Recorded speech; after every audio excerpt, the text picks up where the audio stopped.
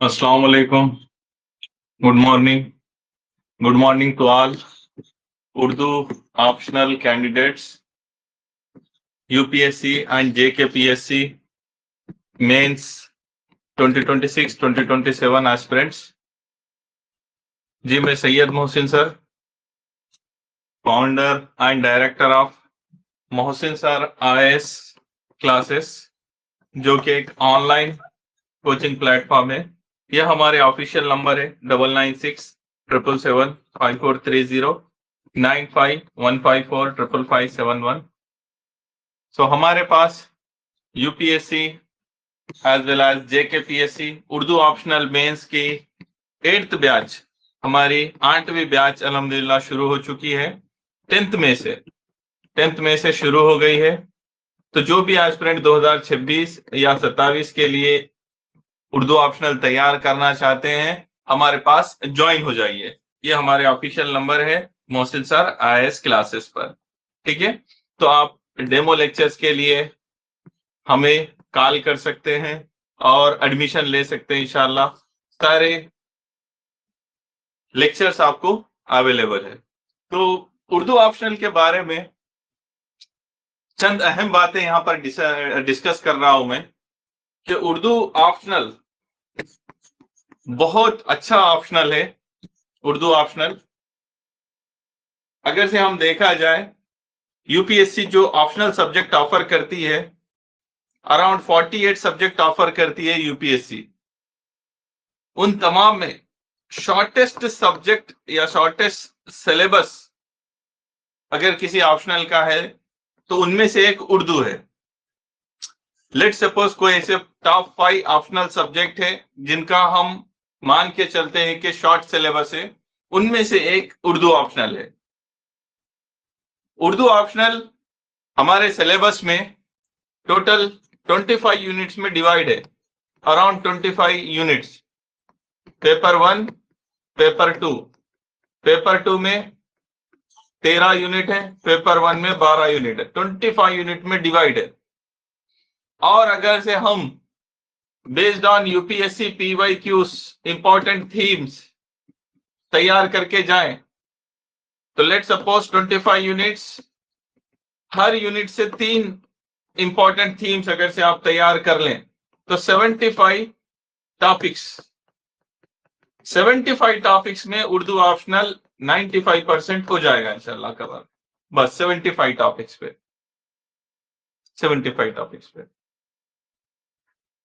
Remaining 100 marks का portion तशरीह part होता है। तशरीह पार्ट यूपीएससी में उसे आप सीखना है, उसके कहानी किस्से पढ़ना है। ये एक काम हो जाए तो बड़ा आसान हो जाता है। जेकेपीएससी में 70 मार्क्स का तशरीह पार्ट होता है, 70 मार्क्स का। उसके लिए भी तशरीह थोड़ा सीखना पड़ेगा और कहानी किस्से आपको पढ़ना पड़ेगा। तो उर्दू ऑप्शनल बड़ा आसान हो जाएगा अगर से आप सिलेबस के 25 यूनिट, हर यूनिट को 3 इंपॉर्टेंट थीम्स को नजर रखते हुए अगर से आप तैयार कर लें तो 75 टॉपिक्स में आपका ऑप्शनल तैयार। और ड्यूरेशन, लेट सपोज आप हमारे पास कोचिंग प्रोग्राम ज्वाइन करते हैं तो 120 आवर्स, 120 लेक्चर, 1 आवर ईच, इसमें आपका पूरा सिलेबस कवर हो जाएगा। इंटायर सिलेबस इंक्लूडिंग तशरीह part, including 10 years of important PYQ themes with model answers, सब कुछ कवर है अल्हम्दुलिल्लाह। तो जो कोई एस्पिरेंट अगर से 2 महीना भी उर्दू ऑप्शनल लेकर बैठता है, डेडिकेटेड 2 महीना भी डेली 3 आवर लेकर बैठता है, तो वो पूरे 120 लेक्चर्स कवर कर सकता है, शॉर्ट नोट्स तैयार कर ले सकता है, उसको ऑप्शनल तैयार हो जाएगा सर। इतना आप कर सकते हैं। ठीक है, मोर ओवर उर्दू ऑप्शनल की खास बात यह भी है कि रिपीटेड थीम्स बहुत ज्यादा होते हैं। हर साल रिपीटेड थीम बहुत ज्यादा होते हैं। मैं बताऊंगा, रिपीटेड थीम्स के बारे में बताऊंगा, बहुत ज्यादा रिपीटेड थीम्स होते हैं। तो 85 to 90% पेपर रिपीटेड थीम्स पर ही होता है अल्हम्दुलिल्लाह। और उर्दू ऑप्शनल की खास बात क्या है, इसका जो पोर्शन है वो हाईली स्टैटिक है। कुछ करंट अफेयर या नए टॉपिक्स आपको नहीं आते, एक दो सवाल आता है तो भी आप स्किप कर सकते हैं, चॉइस होती है सवाल में। तो 95% अराउंड पेपर आपका स्टैटिक पोर्शन होता है। एक दो सवालात कोई करंट अफेयर रिलेटेड आ सकते हैं, जैसा इस साल आए थे यूपीएससी में, बताऊंगा मैं। और उर्दू ऑप्शनल में लो कंपटीशन है, हार्डली आजकल 5 to 10 Urdu optional aspirant appear हो रहे हैं। उनमें अगर से हम अच्छा लिख देते हैं, पेपर मुकम्मिल करके आ जाते हैं, एज पर द डिमांड लिख कर आ जाते हैं, तो हाई स्कोरिंग कंपटीशन हमारे को मिल जाएगा इंशाल्लाह। अराउंड 280 मार्क्स आराम से मिल जाएंगे, आईएएस रैंक हो जाता 280 में। और उर्दू ऑप्शनल की खास बात यह भी है कि it is easy to retain. एक बार सवाल का जवाब पढ़ लो, आप याद हो जाता परमानेंट अल्हम्दुलिल्लाह। अदर सब्जेक्ट के कंपैरिजन में उर्दू की फायदा यही है, एक बार जवाब याद कर लो, एक बार तशरीह भी याद कर लो, याद हो जाएगा आपको इंशाल्लाह। और पूरा पेपर हम विद इन 3 आवर्स कवर कर सकते, पेपर 1 भी पेपर 2 भी 3 घंटे के अंदर आराम से लिख कर आ सकते। तो ये बहुत ज्यादा फायदा है उर्दू ऑप्शनल लेने का, JKPSC as well as UPSC में। आप हमारे ऑफिशियल नंबर्स यहां पर देख सकते हैं, एडमिशन के लिए कॉल करें। आपकी तरफ से क्या चाहिए हमें, बस आपको उर्दू पढ़ना लिखना आना चाहिए, आपको लिखना आना चाहिए, आपको पढ़ना आना चाहिए। बाकी हम आपको 120 आवर्स में उर्दू ऑप्शनल कवर करा के दे देंगे। 1 ईयर के लिए आपके पास ये रिकॉर्डेड लेक्चर्स आराम से रहते हैं, आप देख लीजिए और तैयार कर लीजिए। ठीक है, तो हमारी ये 8वीं बैच है, इससे पहले 7 बैचेस पढ़ा चुका हूं मैं अल्हम्दुलिल्लाह। और मेरे बारे में मजीद बताऊं कि मैंने खुद यूपीएससी के 5 मेंस दिए और इंटरव्यू दिया, एक इंटरव्यू 2020 मार्च में दिया मैं। फाइनल सिलेक्शन कुछ मार्क्स की वजह से रुक गया, उसके बाद से लगातार मैं पढ़ा रहा हूं। ठीक है, तो UPSC as well as JKPSC में अच्छे सिलेक्शंस भी हुए हैं। रिसेंटली सिलेक्टेड 2024 की बात बता रहा हूं मैं। अदीबा अनम आईएएस रैंक है, नजीर बीजरान आईआरएस रैंक है, उनसे पहले आसिम, उनसे पहले अजहर भाई आईएएस रैंक है। तो बहुत सारे सिलेक्शन है। और जेकेपीएससी में तो 500 मार्क्स में से 320 प्लस भी लाए, 5 स्टूडेंट्स ने लाए, 5 स्टूडेंट ने इतना स्कोरिंग किया है। तो JKPSC as well as UPSC के लिए उर्दू ऑप्शनल बहुत अच्छा है, आप अच्छे से तैयार कीजिए। चलिए और थोड़ा सा डिटेल में लेकर जाता हूं, 75 इंपॉर्टेंट टॉपिक्स के बारे में बताता हूं उर्दू ऑप्शनल में। तो जिस किसी स्टूडेंट को थोड़ा बहुत भी सिलेबस पता है वो रिलेट कर लेगा आसानी से। ठीक है,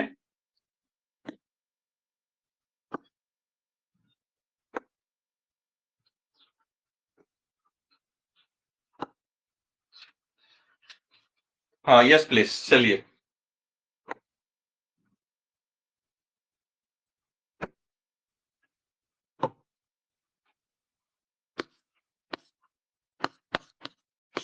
सो उर्दू ऑप्शनल में अगर से आप इंपॉर्टेंट थीम्स की बात करें, जैसे पहले पेपर 1 की बात कर लेता हूं। पेपर 1 में सेक्शन ए की बात कर रहे हैं। अब यहां पर इंपॉर्टेंट थीम जिसपे पक्का क्वेश्चन आता ही आता है, एक टॉपिक है हमारे पास हिंद आर्याई जबानों का आगाज वो इर्तिका। अब ये जो इंडो आर्यन लैंग्वेजेस है इनका ओरिजिन एंड डेवलपमेंट के बारे में 3 टॉपिक दिए गए हैं सिलेबस, उन 3 टॉपिक को रिपीट करते रहता है हमेशा। एक टॉपिक है कदीम हिंद आर्याई दौर, इसके ऊपर सवाल पूछता। दूसरा टॉपिक है वस्ती हिंद आर्याई दौर, इसके ऊपर सवाल पूछता। तीसरा है जदीद हिंद आर्याई दौर। अब इन टॉपिक्स को आप एक बार तैयार कर लो, परमानेंट याद हो जाता। अभी मैं 5 मिनट में समझा भी देता हूं ये टॉपिक्स। तो ये जो इंडो आर्यन लैंग्वेजेस है कब डेवलप हुए, जब आर्या कौम हिंदुस्तान में दाखिल हुई 1500 BC का टाइम। वहां से जो जबानें इर्तिका पाई 3 फेसेस में, 3 पीरियड्स में। पहला फेज कदीम कहलाता है जिसकी नुमाइंदगी संस्कृत जबान करती है। तो कदीम हिंद आर्याई दौर में हमें संस्कृत जबान, इसकी शक्लें, इसकी इलाकाई शक्लें, इसकी अहमियत के बारे में बात करना रहता। वस्ती दौर जो होता है उसमें संस्कृत से प्रकृत निकल के आती हैं, तो हमें बात करना होता है प्रकृत और इसकी मुख्तलिफ शक्लें, इंक्लूडिंग अपभ्रंश। फिर आखिर में जदीद दौर। तो जदीद दौर की आज जो बोलियां हैं, हिंद आरियाई बोलियां, जैसे हमारी उर्दू, हिंदी जबान, बंगाली, असमी, गुजराती वगैरह वगैरह, इन जबानों का जो इर्तिखा हुआ अपभ्रंशों से हुआ, बस उससे रिलेट करके बता देना होता है। और इन तमाम टॉपिक्स में इनकी कुछ खुसूसियात होंगी तो वो मेंशन कर देना होता है, और कुछ इनका अहमियत रही होगी तो कंट्रीब्यूट, ये सब बातें हम लिख देते हैं।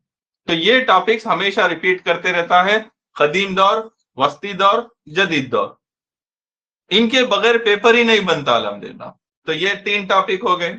इसके बाद एक इंपॉर्टेंट टॉपिक पे सवाल पूछते रहता है, उस टॉपिक को कहते हैं मगरिबी हिंदी। मगरिबी हिंदी और इसकी बोलियां, वेरी इंपॉर्टेंट टॉपिक। तो मगरिबी हिंदी से क्या मुराद है और इसकी बोलियों पर रोशनी डालिए, बार बार सवाल आते रहता है। तो इसकी 5 बोलियां होती हैं, उनके बारे में लिखना होता है हमें, छोटा छोटा पैराग्राफ। एक होती है खड़ी बोली, एक ब्रजभाषा, एक बुंदेली, एक खनौजी और एक होती है हरियाणवी। बस ये 5 के बारे में लिख दो, आंसर कंप्लीट हो जाता है। रिपीटेड थीम्स में ये चौथा टॉपिक इंपॉर्टेंट है आपका। इसके बाद टॉपिक शुरू होते हैं उर्दू की पैदाइश के नजरियात। तो उर्दू की पैदाइश को लेकर बहुत सारे नजरियात थे। इनमें जो ज्यादातर सवाल पूछा जाता है, जिसके ऊपर हमेशा सवाल आया है, एक सबसे काबिल कबूल नजरिया, वो है मसूद हुसैन खान का नजरिया। मसूद हुसैन खान का नजरिया, अगर से इस पे सवाल पूछा या नहीं पूछा तो और एक रहता है कि उर्दू ब्रज भाषा से निकली, मोहम्मद हुसैन आजाद का नजरिया। उर्दू पंजाब में पैदा हुई तो पंजाब का नजरिया, ये पूछता है। और एक होता है शौकत सब्जवरी का नजरिया। तो यहां से ये 4 इंपॉर्टेंट टॉपिक होते हैं। ये 4 में से 2 टॉपिक पे सवाल आते, कभी भी कोई 2 टॉपिक आउट ऑफ 4 यहां से अच्छे से तैयार कर लेना, हो जाएगा। 2 सवाल आते यहां से आए थे। इसके बाद वेरी इंपॉर्टेंट टॉपिक शुरू होता है, जिसको कहते हैं दक्कनी उर्दू। दक्कनी उर्दू तो लेट सपोज 50 से 70 मार्क्स का टॉपिक है, इतना ज्यादा पूछा जाता है दक्कनी उर्दू पर सवाल। दक्कनी उर्दू पर बहुत सारे सवाल पूछे जाते हैं। एक सवाल पूछा जाता है दक्कनी उर्दू पे, दक्कनी उर्दू का आगाज और इर्तिखा। एक होता है आगाज और इर्तिखा पर। फिर दूसरा होता है दक्कनी उर्दू की खुसूसियात, इसकी लिसानी खुसूसियात होती है। दक्कनी उर्दू की लिसानी खुसूसियात पर सवाल आते हैं। देन दक्कनी उर्दू के आगाज और इर्तिखा में सूफिया इकराम का हिस्सा। देन दक्कनी उर्दू के आगाज और इर्तिखा में जो सल्तनतों ने कारनामे अंजाम दिए, जैसे बहमनी, कुतुब शाही, आदिल शाही। तो बहमनी दौर, कुतुब शाही दौर, आदिल शाही दौर, इनके कंट्रीब्यूशन को पढ़ लेते हैं आप यहां पर दक्कनी उर्दू। और ओवरऑल एक दक्कनी उर्दू के ऊपर सवाल आता है, कंप्लीट आपका आंसर। तो दक्कनी उर्दू यहां तक इंपॉर्टेंट टॉपिक। ऑलमोस्ट यहां से आप लास्ट यूनिट पे चल जाते, पेपर 1 सेक्शन ए का लास्ट यूनिट, जहां पर आपको एक सवाल पूछता है कि उर्दू की समाजी व तहजीबी जड़ें। उर्दू की समाजी व तहजीबी जड़ें, इसके ऊपर एक सवाल आता है। फिर एक सवाल आता है उर्दू रस्मुल खत पे, उर्दू के रस्मुल खत, इसकी खूबियां, इसकी खामियां, इसके ऊपर सवाल आता है। और एक सवाल आता है उर्दू का जखीरा अल्फाज, जखीरा अल्फाज।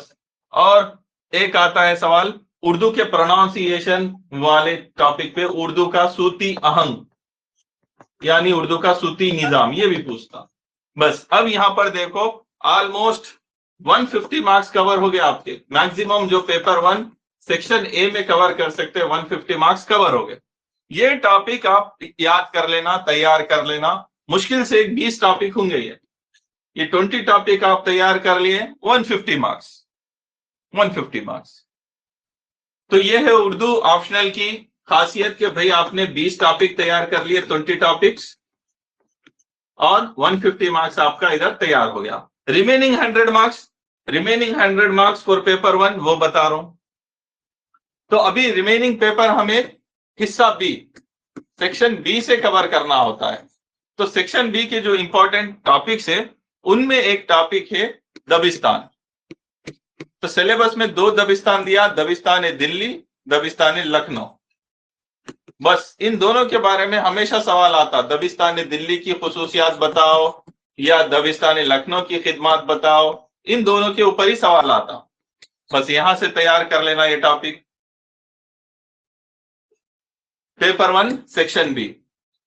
दबिस्तानों के बाद और एक टॉपिक सिलेबस में दिया गया है तहरीकें। तहरीकें से इंपॉर्टेंट सवाल आता है, एक अहयाम गोई की तहरीक और इसका एक होता है रद्द अहयाम गोई, इन दोनों को मिलाकर पूछता है। फिर सर सैयद तहरीक और उर्दू अदब। इसके बाद तरक्की पसंद तहरीक ज्यादा इंपॉर्टेंट है और उर्दू अदब। देन लास्ट में जदीदियत और उर्दू अदब। यहां पर से तकरीबन ये 4 टॉपिक है और एटलीस्ट 2 क्वेश्चंस ये 4 में से आते रहते, ये 4 में से 2 क्वेश्चन आते रहते। फिर पेपर 1 सेक्शन बी का एक इंपॉर्टेंट यूनिट है जिसका नाम है तनकीद, तनकीद निगारी। तो तनकीद निगारी में 5 टॉपिक दिए गए, 5 तनकीद निगार दिए गए, एक हाली, एक शिबली, एक एहतशाम हुसैन, एक कलीमुद्दीन अहमद और एक आल अहमद सरवर साहब।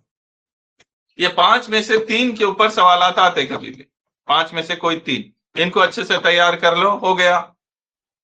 तो रिमेनिंग जो 100 मार्क्स का पेपर अपने को अटेम्प्ट करना है पेपर 1 में 250 मार्क्स कवर करने को, 100 मार्क्स में से ये टॉपिक है हम तैयार कर लेना। तो आपके 100 मार्क्स आराम से कवर हो जाते। फिर छोटे मोटे क्वेश्चन जो होते हैं, जो क्वेश्चन नंबर 5 में A B C D E, यहां पर जो पूछे जाते हैं, यहां पर 1 या मैक्सिमम 2 कोई नए सवालात आ जाते हैं, नए सवालात आ जाते हैं। जैसे अभी 2025 में पूछा था 21वीं सदी में लिखे गए नावलों का तारुफ कराओ। अब ज्यादातर 21st सेंचुरी के नावल नहीं मालूम रहते, लेकिन आप लिख सकते थे, ट्राई करें तो आंसर। ऐसा सवाल पूछा उसने, ठीक है। नए नए सवालात पूछ सकता, 1-2 सवालात आप अच्छे से कवर कर ले सकते। सो ओवरऑल पेपर 1 कवर करने के लिए आपको 35 टॉपिक आप तैयार कर लिए, 35 to 40 मैक्सिमम, हो गया आपका पेपर तैयार। पेपर 1 तैयार, 250 मार्क्स आप कवर करके आ सकते हैं इंशाल्लाह। इसी तरीके से पेपर 2 में भी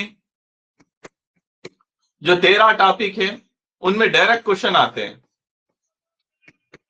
पेपर 2 सेक्शन है जिसमें बागो बहार है, ठीक है, बागो बहार ये दास्तान है, इसके ऊपर डायरेक्ट क्वेश्चन आता है। एक क्वेश्चन इसके असलूब के ऊपर आता है, इसका जो तर्ज तहरीर है इसके ऊपर आता है, हमेशा इसके असलूब के ऊपर आता है।